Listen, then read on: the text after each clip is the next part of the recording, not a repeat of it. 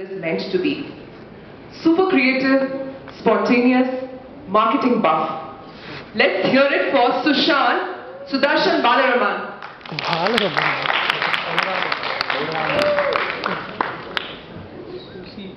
Susie.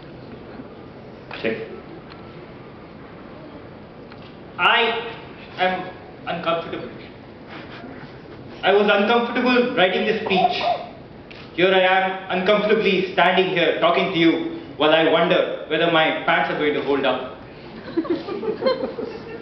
Heck, I felt a certain discomfort before even coming to ISB.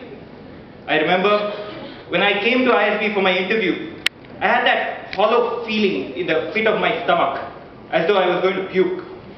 Not very different from the feeling that I have right about now. The morning of my interview, my aunt called me a cab. She told the cabbie where to go.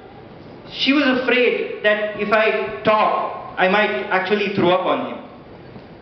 After about what seemed like 40 minutes, the cabbie took a swerving U-turn to stop in front of a bank.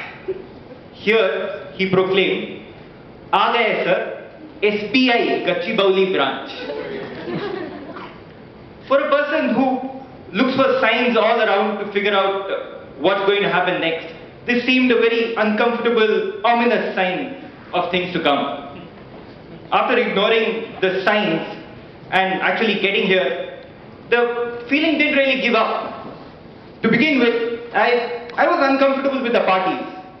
This undying need to dance till the unavoidable break of dawn and well beyond it was new to me. I had always preferred hanging out in small groups before this. Heck, I'd only partied in cities that kick you out promptly at 11 p.m. After that, I had a fairly rude awakening when I realized that I wasn't as likable as I thought I was. So I remember my first study group collectively telling me in term 2 or term 3, they thought I was a complete dick when they first met me. I'm just glad they were comfortable enough telling me that a month later. In class, this uncomfortable feeling didn't really give up.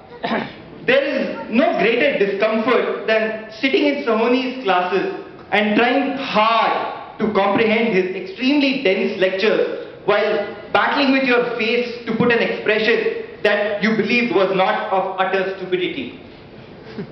But that was before I sat in Naga's classes. Facing that perpetual fear of being implicated, of not reading a case, even though I thought I had. Perhaps that was because... So, neither of these traumatic experiences changed the fact that I learned more in their classes than any other. Perhaps that was because I knew nothing about the subject at hand, but that's besides the point I'm trying to make. As time wore on at ISB, I went through a variety of uncomfortable realizations, like my first exposure to grades, and I realized I was part of the diversity quota, or the realization that I was wrong more number of times than I would care to admit, or even the uncomfortable, very uncomfortable realization that the woman I was trying to chat up the previous night was married. Through the discomfort of it all, I learned something quite poignant, I thought. I learned more from these uncomfortable moments than any other about myself and about people in general. And that being uncomfortable with where you are in life is perhaps the #1 reason for lethargy to set in.